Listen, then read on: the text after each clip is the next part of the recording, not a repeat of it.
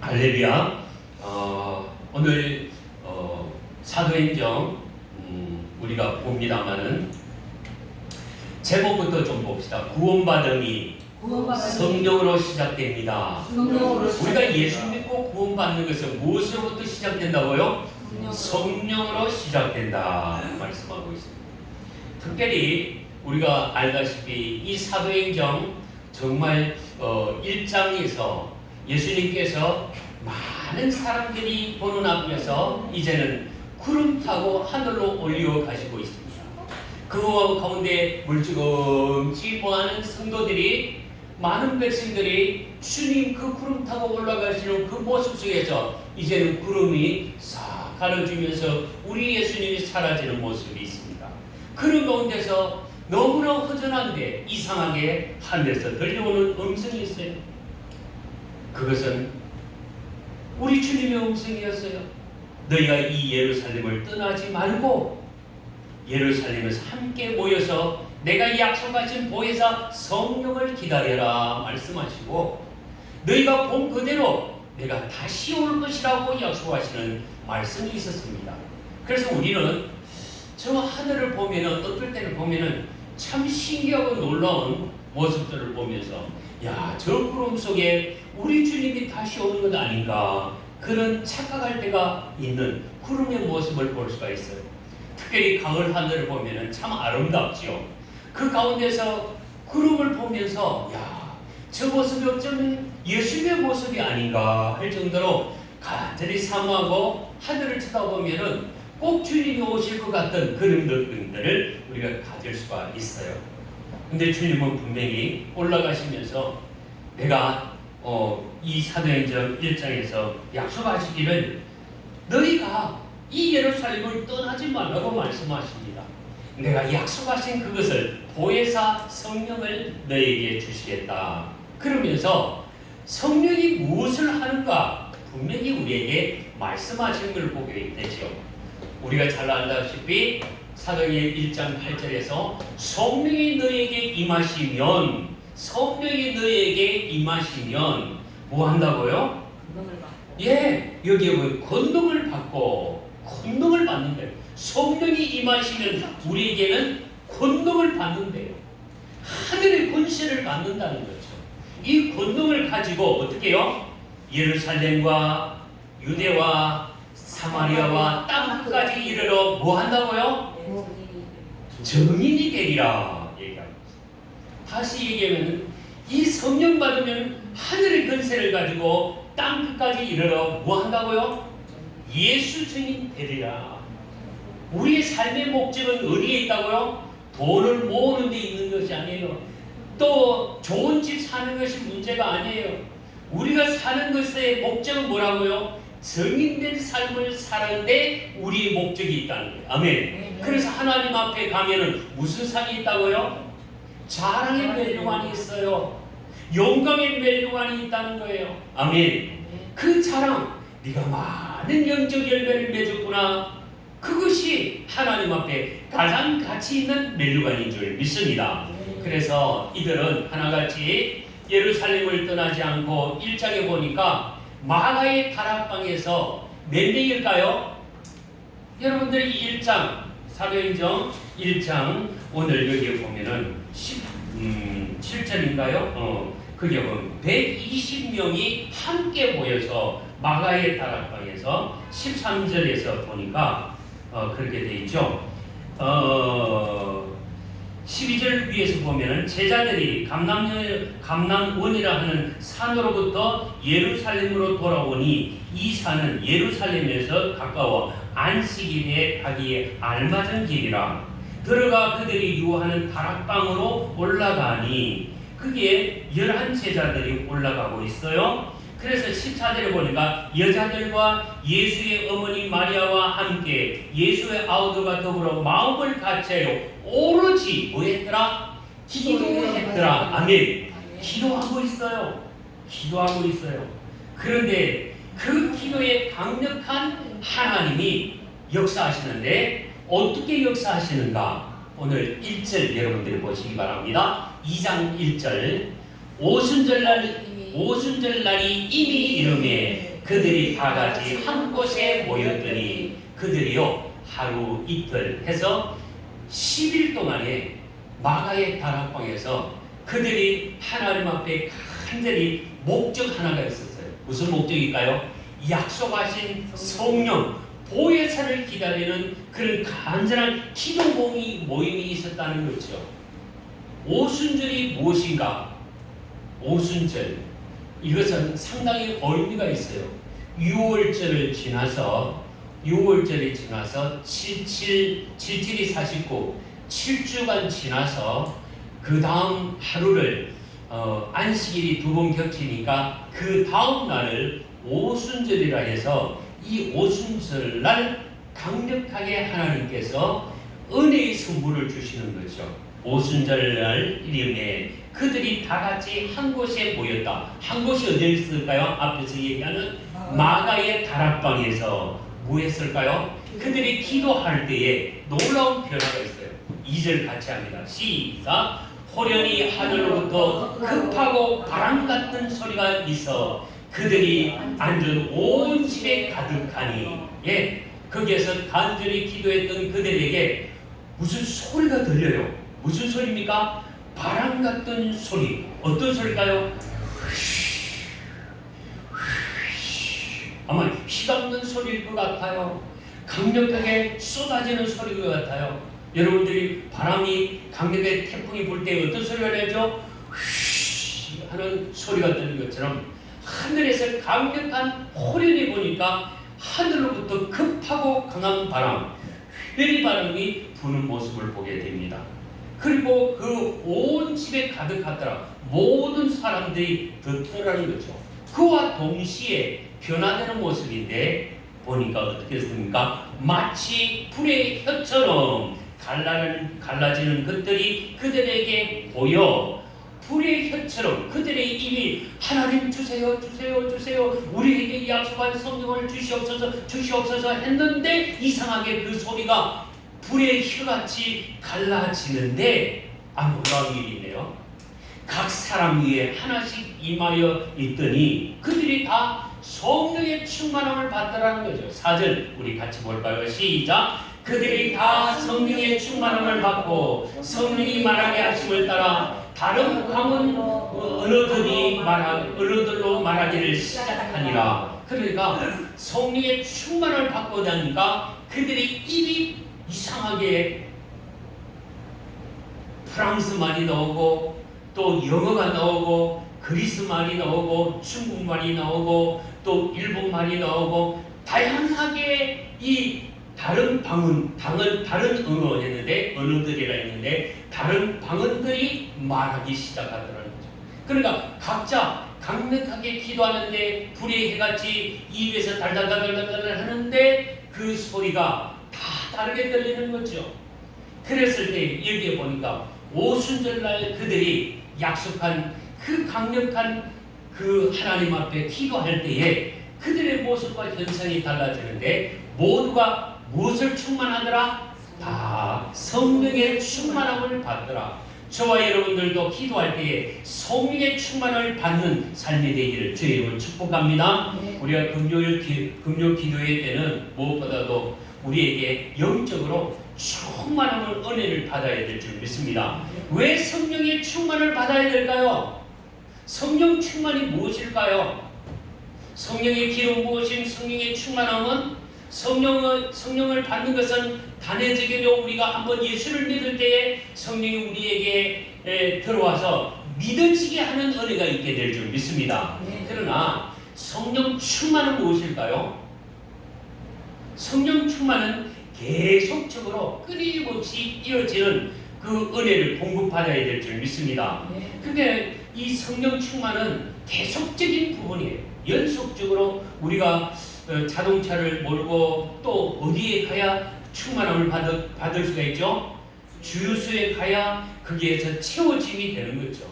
우리가 세상을 살다가 하나님의 전에 나와서 무엇을 채워야 될까? 이곳에서 일용할 양식을 채우는 거잖아요. 우리 형제는 교회 오면은 뭘 주신다고 생각하니까 와서 안 먹고 와서 주세요 그러더라고요. 근데 이 주세요 하는 것이 무엇에 대해 되는가 하면은 하나님 우리에게 성령을 충만하게 채워 주시옵소서. 이게 필요한 줄 믿습니다. 성령의 충만함을 받을 때에 우리의 모습과 우리의 삶의 각오가 달라진다는 거예요. 성령이 없을 때는 우리에게 늘 무엇이 옵니까? 불안이 오고 걱정이 오고 근심이 오고 나약해지고, 그리고 또 우리의 마음속에 우리의 육체 속에 온갖 가시와 질병이 오게 돼 있어요. 그러나 강력하게 성령의 충만함이 있을 때에 우리에게는 뭐가 있을까요? 희락이 있어요.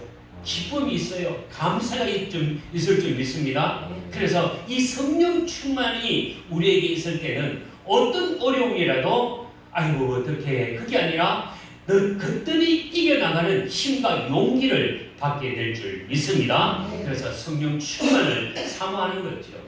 그래서 이 모든 사람들에게 놀라운 일들이 있는데 그들이 다 같이 한 곳에서 각자의 방언으로 하고 있을 때에 여기에 9절, 10절, 11절에 보면은 15개국의 사람들이 다 그 유대인들과 또 그 근방에 있는 모든 사람들이 함께 모였을 때에 각자 자기 나라의 말을 듣게 되더라는 거죠.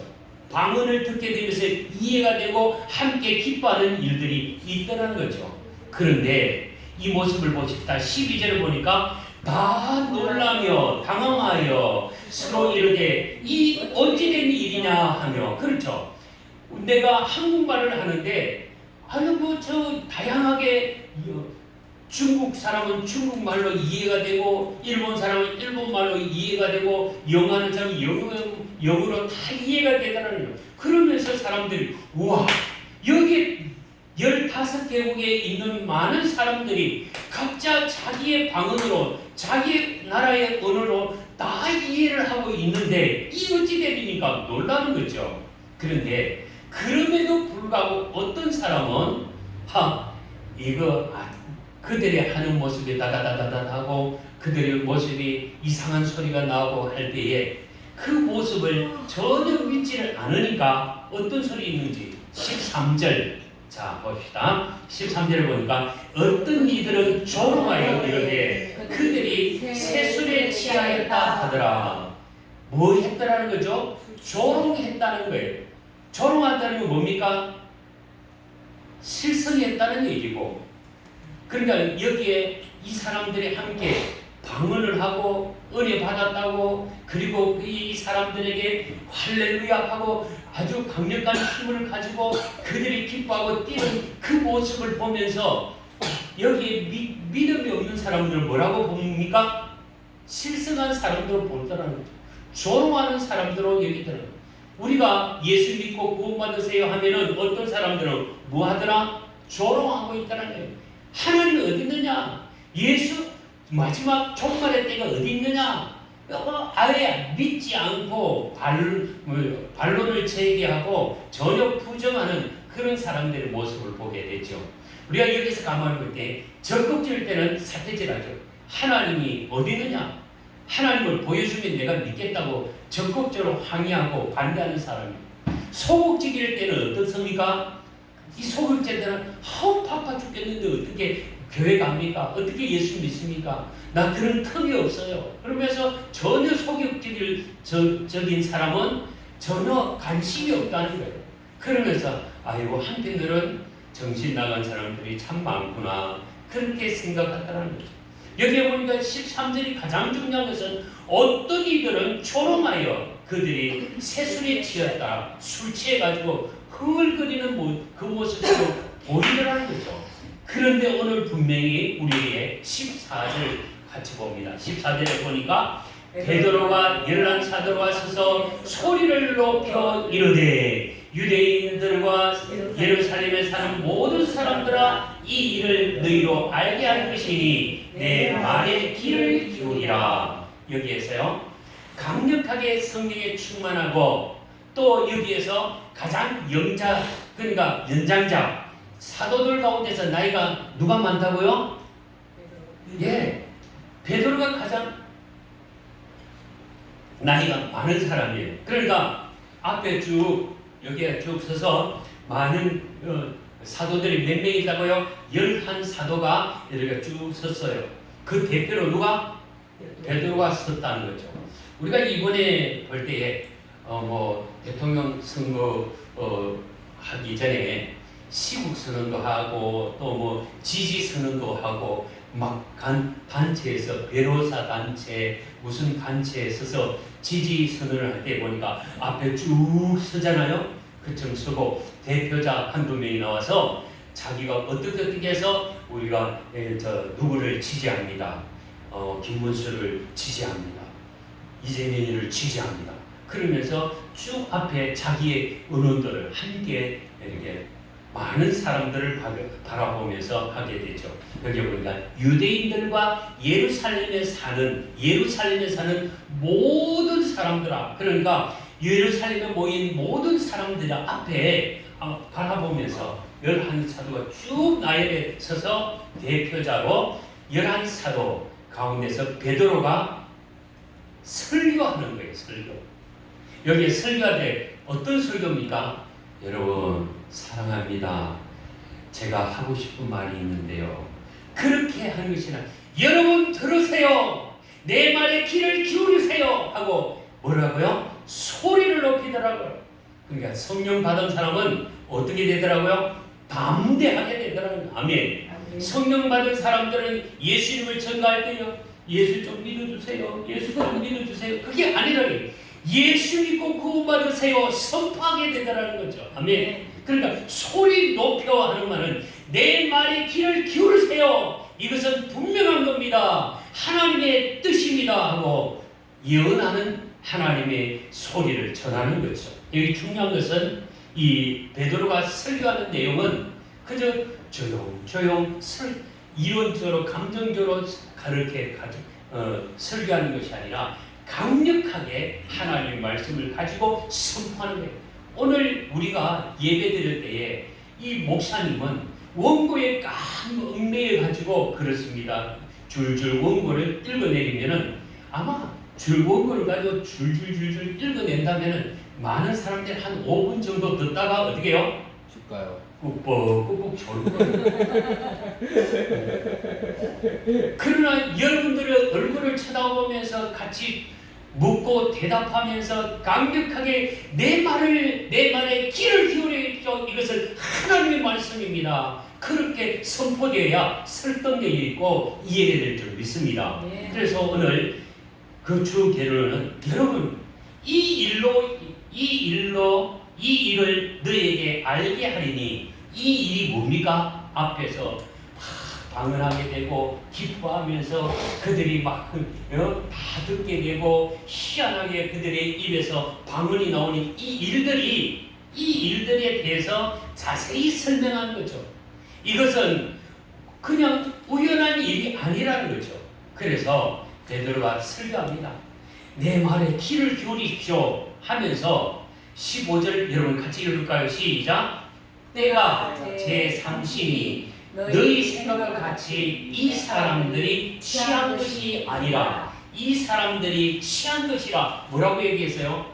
저 사람들은 조롱하면서 저 사람 다 세술에 취했구나, 정신 나갔구나, 이 뭐예요? 무슨 짓이냐 하지만은 여기 보니까 때가 제3시라. 여러분 때가 제3시면은 우리나라 시간은 몇 시일까요? 거기에서 6을 더하는 거예요. 6을 더하면 3 더 아침 9시라는 거죠. 아니 아침부터 술 취해가지고 중얼 하는 사람이 있을까요? 아니 이 사람은 어떤 사람일까요? 아마 술주정뱅이 아닐까 싶습니다. 정상적인 사람이 어떻게 아침에 이른 아침부터 막 입에서 방언이 나오고 중얼 하는데 이 현상이 아침부터 우리가 어떻게 정신 나간 술 취한 사람 같으냐? 그럴 수 없다는 거죠. 그래서 너희 생각이 어찌 그렇게 조롱하고 있느냐? 무시하고 있느냐? 이 사람들이 취한 것이 아니라 아침부터 술 퍼본 사람들이 아니라는 거죠. 다시 얘기하면 16절에 이는 곧 누구의 말씀이라고요? 선지자 요엘을 통하여 말씀하신 것이 일것이되, 여기에 선지자가 누구라고요? 요엘이라고 얘기합니다. 요엘 선지자는 여호와는 하나님이시다라는 뜻이 있어요. 요엘이 뭐라고요? 여호와는 하나님이시다는 뜻이 있는데, 예, 오케이. 좋습니다. 여호와는 하나님이다. 요엘 이렇게 되는 거예요. 자, 이 요엘 시대가 어떤 시대냐 하면은 이 요아스라는 북이스라엘의 왕이 있었는데 얼마나 고집이 센지 아무리 말을 해도 말을 듣지 않는 거예요. 하나님 그 징조로 이 요엘 그 선지자 요아스 시대에 하나님께서 흉년을 내리는데 흉년을 어떻게 하는가 하면은 어디서 모르게 이 메뚜기 떼를 확 썰어 보내가지고 온 나라의 메뚜기 떼가 막 돌아다니면서 그 농작물을 어떻게 해요? 다 깔아먹는 거예요. 뽕나무도 깔아먹고 무화과 나무도 깎아먹고 그것도 모질해서 무화과 나무의 껍질까지 다 깔아먹는 그런 현실이 된 거예요. 그러다 보니까 백성들이 뭐일까요? 아주 입에 먹을 것이 없으니까 탄식하는 거죠. 이 얘기는 영적으로 아주 막 모든 것이 탕진되어서 하나님과 가까이 하는 마음은 안중에 없고 현실만 두고 타락하는 그 절망하는 그 현장 속에 하나님께서 이 요엘을 통해서 예언한 것이 무엇이냐면 비록 이렇게 될지라도 그렇게 흉년이 온 것은 우리가 저 메뚜기 재앙을 인하여서 소망을 잃어버렸다 할지라도 우리가 하나님께 회개하고 하나님 앞에 기도하면 하나님께서 우리에게 놀라운 은혜를 주신다는 거예요. 아멘. 그래서 요엘 선지자 지금 이 베드로가 이것을 인용하는 여러분 우리가 하나님 앞에 산다고 하지만은 우리의 삶은 마치 요엘 시대와 같이 메마른 시대다. 하나님 없이 정말 인간적으로 세상적으로 살아가는 그 가치관을 가지고 살아가는 여러분들이요. 우리가 요엘 시대나 다시 얘기하면 요아스 시대나 오늘 이 시대는 동일하게 하나님 앞에서 메마른 시대를 걸어가고 있다. 하나님의 아들이 이 땅에 왔지만은 여러분들이 무지해서 어떻게 해요? 십자가에 못 박혀 죽으셨다는 거예요. 죽인 것이 여러분들의 무지 때문에 죽인 것이고 우리가 소망 없는 오늘 이 시대지만은 그러나 그 요엘은 그때의 어둡고 절망한 시대 앞에서 이렇게 말씀하셨다는 거예요. 그 말씀이 17절 우리 같이 한번 볼까요? 17절 시작. 하나님 말씀하시기를 말세에 내가 내 영을 모든 육체에게 부어주리니 너희의 자녀들은 예언할 것이요 너희의 젊은이들은 환상을 보고 너희의 늙은이는 꿈을 꾸리라. 여기에서 보니까 하나님 말씀하셨다. 비록 메뚜기와 항충이 와서 다 깔아먹고 제대로 먹지 못하는 그리고 어둡고 절망 시대 속에 영적으로 피폐한 상황이지만은 이 말세에 마지막 때에 이 말세가 뭐죠? 예, 하나님의 심판이 있고 하나님의 구원이 있는 시대라는 거죠.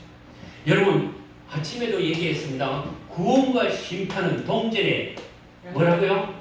양면과 같다고 했습니다. 믿는 자에게는 동시에 하나님의 놀라운 은혜를 부어주시는 구원의 은총이 있게 될 줄 믿습니다. 그러나 심판이 있을 때는 믿지 않는 자는 어떻게 해요? 영원한 지옥불에 떨어진다는 거예요. 우리의 살아가는 가치관이 땅에 모으고 쌓는 데 가치관이 아니라 하나님 앞에 어떻게 사느냐에 따라서 우리가 영원한 삶이 있다는 거예요. 분명한 것은 예수 믿지 않으면 지옥에 떨어지는 거예요. 영벌에 떨어져서 영원한 고난이 있는 거예요. 그러나 구원받는 사람은 하나님을 경외하고 하나님을 섬기는 자는 영원히 살 줄 믿습니다. 그 얘기를 지금 한 말세에 내가 내 영, 여기 내가라는 얘기가 누굽니까? 하나님이 내 영을 얘기합니다. 무슨 얘기죠? 여기에서 성령을 얘기하고 있는 거예요. 아멘. 내가 하나님이 성령을 너희 모든 육체에게 부어주리니 너희 모든 육체는 남녀노소 이 색깔론을 얘기하지 않아요. 황색입니다, 백인이다, 흑인이다 그거 논하지 않는 거예요. 빈부 기천을 논하지 않고 여기 모든 육체, 모든 인간들에게 부어주겠다는 거예요. 그 마지막 때에 기회를 주시는데 하나님의 영을 부어주시겠다. 아멘. 하나님을 사모하는 자에게 부어주신다는 거예요. 하나님을 바라보는 자에게 주시는데 너희의 자녀들은 뭐 할 것이라? 예언할 것이요. 여러분, 자녀들이 예언한다는 게 무슨 뜻일까요? 저도 궁금했어요. 근데 자녀들이 예언할 것은 이와 같이 아이들에게도, 어린아이에게도 믿음으로 하나님 앞에 기도하면 뭘 주시겠다? 성령을 부어주시겠다는 거예요. 아멘. 자녀들이라도 하나님의 뜻을 깨닫고 전파하는 것을 의미하고 있다는 거예요. 아멘. 그러니까 아이들, 여러분 꼬맹이라도 우리 가끔 유튜브 짤에서도 보고 또 어디에 보면은 참 가끔 보면 믿음으로 키우는 부모님들 가운데서 아이들이 그 철야기도 기도해 보면은 순수하게 물을 붓고 또 어떤 그림 보면 지구를 끌어안고 통큰 기도하면서 하나님 이 세계를 저에게 주시옵소서, 하나님의 나라를 세우겠습니다. 이 통큰 기도, 그죠? 지구봉을 끌어안고, 요즘에 그 지구봉이 어디로 갔어요? 없애버려요. 아이들이 지구봉을 끌어안고 하나님 이 열방 이곳에 내가 가겠습니다 하고 꿈꾸면서 기도하는 이 아이들. 그러니까 아이들도 보면은 방언하게 되고 아이들도 정말 하나님의 나라를 내가 위해서 살겠다는 이 예언하는 그것을 얘기하고 있는 거죠. 우리 아이들이 목적이 뚜렷하면은 공부하는 데 힘이 들까요? 안 들까요? 하나님의 나라를 세워가자는 뚜렷한 목적이 있는 사람은 힘들지 않아요. 하나님의 거룩한 비전을 예를 들어서 우리 대생이가 어떤 꿈을 갖는 건 모르겠습니다만 내가 의사가 되겠다. 무슨 꿈? 자도 꿈을 안 꿔요 저는. 아니 그 미래에 뭐가 됐다고. 자, 과학자. 하나님, 내가 이 과학자가 돼서 지금 지구 온난화 속에서 고통받는, 그리고 점점 사막화되는 그 현실 속에서 하나님, 저 사막화되고 먹지 못하는 백성들, 저 열방 가운데 기근으로 흐덕이는 저들에게 하나님, 내가 저들에게 먹을 양식을 줄 수 있는, 내가 공부해서 저들의 과학을 통해서 저들의 많은 사람들에게 살리는 도구로 쓰임받기를 원합니다. 이게 뭘까요? 자녀들은 예언할 것을 이렇게 되는 거예요. 하나님의 뜻을 온전히 세워나가기 위해서 꿈을 키워나가는 거예요. 단순히 내가 부자 되겠다, 우리 집이 가난해, 그거는 꿈이 아닌 거예요. 내가 과학자가 되든 내가 의사가 되든 내가 무엇이 되든 의사가 된다면은 질병 속에서 허덕이는 저들에게 내가 봉사하겠다, 하나님의 뜻을 전하겠다, 이 사명을 갖는 것이 예언인 줄 믿습니다. 이 필요한 거예요. 우리 자라가는 아이들이 그저 니만 잘 먹고 잘 살아야 된다, 니 잘 살기 위해서 공부해야 된다, 그건 부모들의 교육 방법이 아닌 거예요. 네가 어떻게 하나님 앞에 제대로 쓰임받는 믿음의 아들 되어야 된다, 그게 기도의 제목이 되어야 될 줄 믿습니다. 하나님, 우리 대성이 쓰임받게 해주셔서 하나님의 도구로 하나님의 영광을 드러내고 열방 속에서 큰 일을 감당하는 우리 대성이 되게 주옵소서. 그렇게 기도하는 것이 되어야 될 줄 믿습니다. 대은 역시도 그렇게 기도하는, 하나님, 내가 제대로 하나님 앞에 쓰임받는 어린아이 누굴까요? 소년 다윗을 보십시오. 비록 어린아이지만 들판에서 몇 마리 안 되는 아버지의 양을 이끌고 있지만 하나님께서 나를 사랑해 주셔서 정말 하나님 이 나라를 내게 주시옵소서. 나중에 어떻게 됩니까? 이스라엘 큰 선왕이 된 줄 믿습니다. 비록 양 몇 마리를 이끌지라도 꿈을 가지고 하나님 앞에 기도하고 하나님을 찬양했던 다윗이 이제는 장성하여서 나라의 지도자가 되고 나라의 훌륭한 왕이 되는 것을 보게 됩니다. 이것이 곧 자녀들은 예언할 것이다. 아멘. 미래를 향하여 하나님의 뜻을 세워가는 걸 얘기하고 있습니다. 그 다음에 두 번째는 뭡니까? 젊은이들은 뭘 본다고요? 환상을 본다. 환상, 영어로 보니까 비전이라 그렇게 돼 있더라고요. 비전을 보게 된다. 다시 얘기하면 비전인데 한참 열정적으로 일하는 나이에 꿈을 접는 젊은이들이 있어요. 요즘 젊은이들은 포기하는 경우가 많이 있대요. 장가 가는 것도 포기하고 애기 낳는 것도 포기하고 이것저것 다 포기해서 아무것도 할 수 없다고 얘기하는 이 사람들은 좀 우리는 믿음의 사람이라고 볼 수가 없는 거예요. 정말 우리에게 믿음의 사람이는 내가 간다, 나도 결혼한다, 나도 하나님의 나라를 세워가는 이런 거룩한 꿈을 가져야 된다는 거죠. 그래서 이 젊은들이 볼 때에 비록 내가 이 젊음을 가지고 어떻게, 우리가 가끔 이 다니엘 기도회 때 보면은 젊은 친구지만 나이가 아직 30도 안 됐는데 학원 강사로서 또 나름대로 보면은 엄청난 돈을 벌어서 자기를 위해서 쌓는 것이 아니라 어떻게 해요? 저 아프리카에 샘을 파주고 그들에게 먹을 양식을 제공하는 그런 비전을 가지고 그 돈을 벌어서 어떻게 해요? 가난한 자들을 막 쏟아내고 그들을 세워가고 그들에게 힘과 용기를 심어주는 그런 꿈의 사람들이 있다는 것이죠.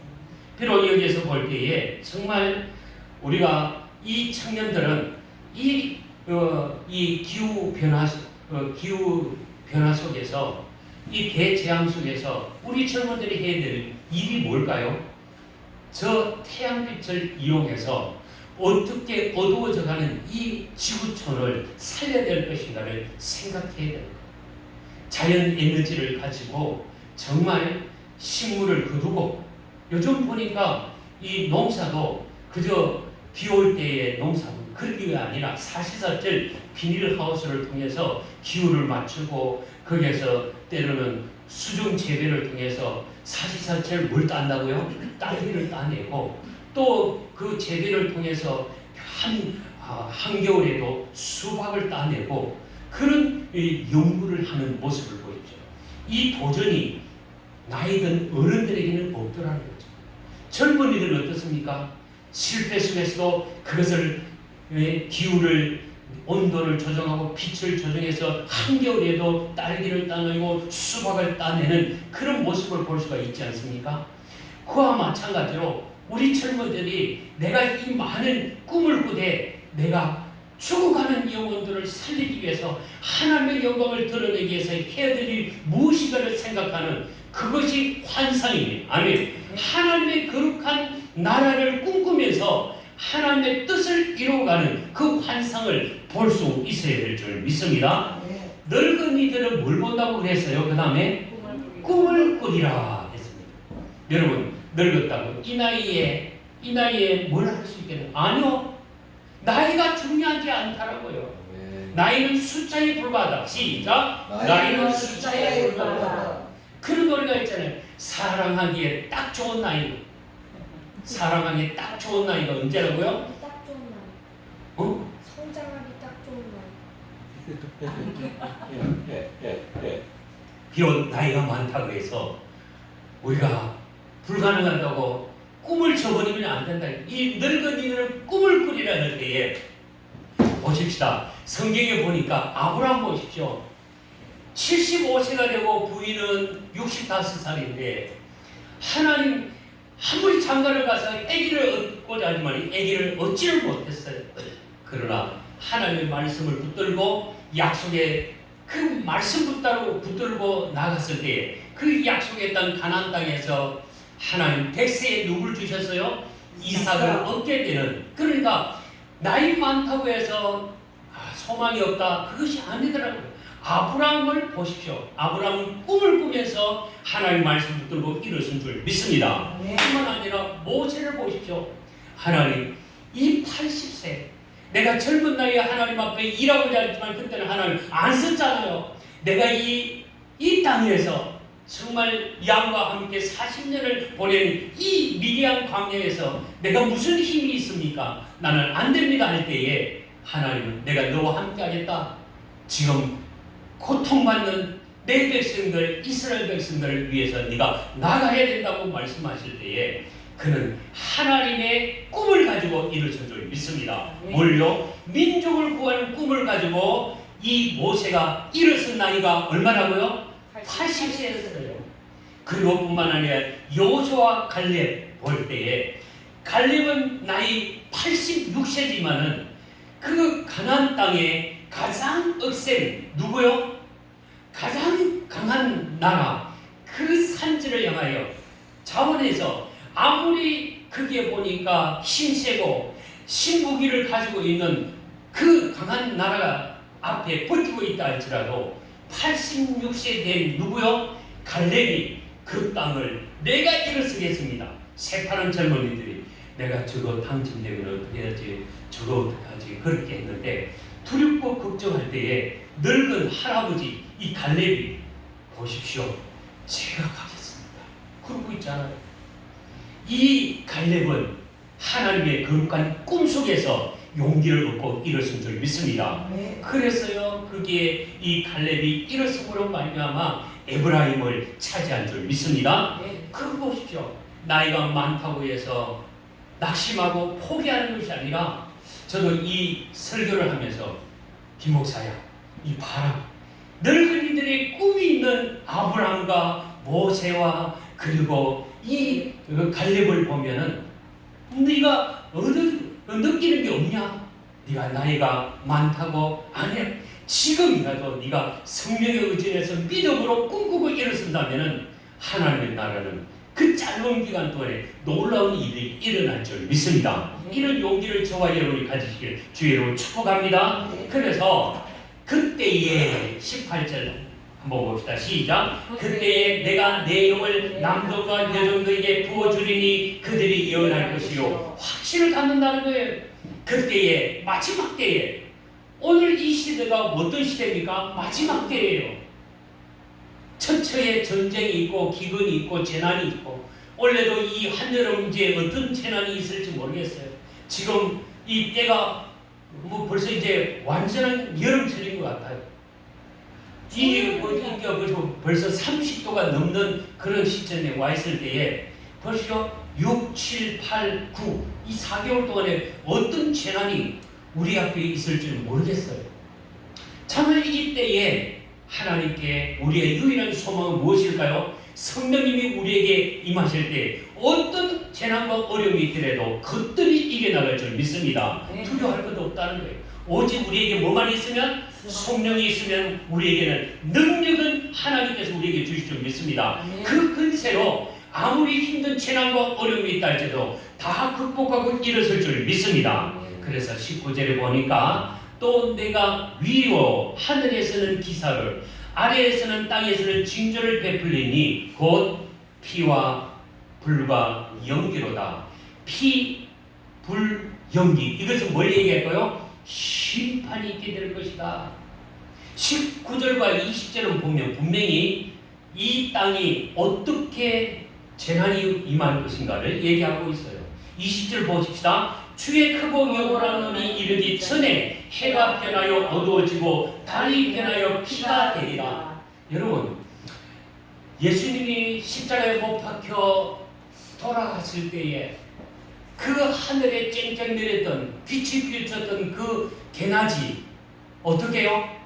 힘을 잃어버리는 거예요. 해가 변하여 어두워져 버리는 그 현상을 보게 되거든요. 그것은 곧 뭘까요? 하나님의 심판을 예언하는 줄 믿습니다. 여러분 모세의 영화를 보면은 이 6월절에 하나님이 어두운 재앙이 어디에요? 애굽 땅에 내릴 때에 밤에 이 시커먼 어둠의 재앙이 이 애굽 땅에 내려져서 곳곳을 천천히 다니면서 그 문설주에 피가 바르지 않는 그 집에는 여지없이 들어가서 죽음 초상집에 그 장자의 죽음들 울음소리가 터져나오는 일이 있었어요. 그렇지만 이 피 같은 달이 변하여 피가 되는 그 죽음의 사자가 임할 때에 어린 양 보혈의 피 문설주의 피가 바른 그 집은 어떻게 해요? 다 보호를 받고 6월절 그 죽음의 재앙이 넘어간 줄 믿습니다. 그러니까 예수를 믿고 성령을 의지하는 자는 어떻게 된다고요? 다 구원을 받게 될 줄 믿습니다. 그래서 20절은 여러분들이 꼭 외워둬야 되는 거예요. 20절 시작. 누구든지 주의 이름을 부르는 자는 구원을 받으리라 하셨느니라. 아멘. 여기 중요한 거예요. 누구든지 어떤 사람이든지 누구의 이름? 예수의 이름을 부르는 자는 구원을 얻게 될 줄 믿습니다. 예수의 이름을 믿는 것은 뭐가 임하면 성령이 임하실 때에 우리가 예수를 구주로 받아들일 수 있는 거예요. 아무리 얘기를 해도 안 듣는 것은요, 그들이 성령이 함께하지 않으면은 그들이 예수를 받아들이지를 못하는 거예요. 우리가 그러기 위해서 전도하기 위해서는 먼저 뭐 할까요? 기도하면서 성령님 오늘도 만나는 자에게 성령께서 마음문이 열리게 하옵소서 기도해야 될 줄 믿습니다. 누구든지 주의 이름을 부르는 자는 예수의 이름을 부르는 자는 구원을 받게 될 줄 믿습니다. 예수의 이름을 믿지 않는 자는 어떻게 된다고요? 심판받게 될 줄 믿습니다. 그래서 그 심판은 피와 연기와 또 불이 임해서 태워지는 역사, 정말 심판으로 죄가 되는 역사가 있다는 거예요. 해가 변하여 어두워지고 달이 변하여 피가 되는 심판의 때, 그때는 아무리 해도 소용이 없어요. 끌끌할 수밖에 없는 거죠. 그러나 우리가 마지막 때에 성령을 받게 될 때에 예수를 믿고 하나님의 자녀로 놀라운 비전의 도구로 쓰임받게 될 줄 믿습니다. 그래서 22절 시작. 이스라엘 사람들아 이 말을 들으라. 너희가 아는 바와 같이 하나님께서 나사렛 예수로 큰 권능과 기사와 표적을 너희 가운데 베푸사 너희 앞에서 그를 증언하셨느니라. 아멘. 예수님이 벌써 와서 뭘 증언했다고요? 그 표적을 보여줬어요.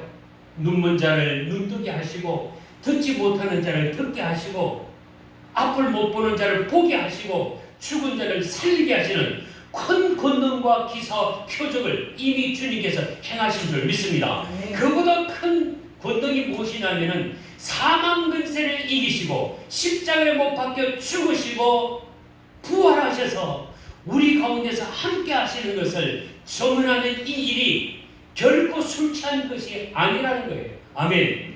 우리는 그를 증언하기 위해서 우리를 택하신 줄 믿습니다. 자, 우리 형제들에게 묻습니다. 우리가 왜 살지요? 누구를 위해서 살지요? 하나님. 나를 위해서 사는 것이 아니라 누구를 위해서요? 하나님을 위해서, 예수를 위해서 사는 것인 줄 믿습니다. 우리 대승이가 정확하게 대답했어요.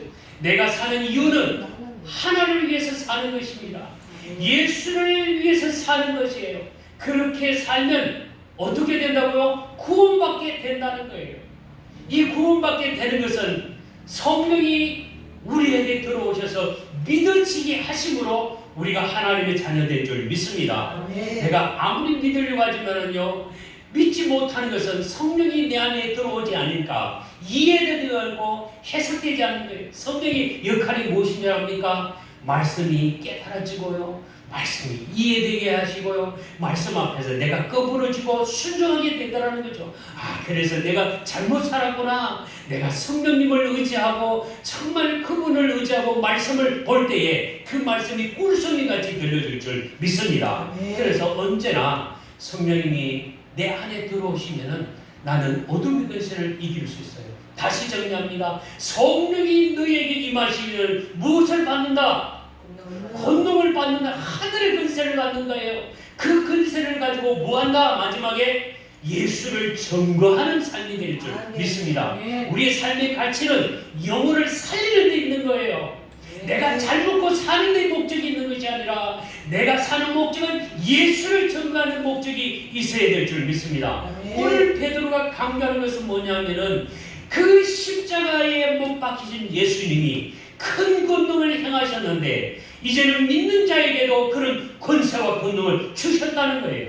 나중에 보면은 베드로가 지나갈 때마다 그 그림자가 닿는 데마다 병자가 어떻게 해요? 낫게 되는 역사가 있다는 거죠.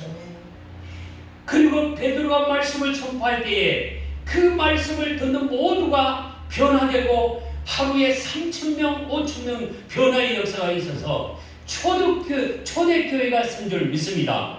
이 2장은 특별히 초대교회가 서게 되는, 예루살렘 교회가 서게 되는 첫 관문이었어요. 그러니까 베드로가 이 설교하는 내용은 오직 예수를 위해서 우리가 살아야 된다는 것을 증거하고 있다는 사실.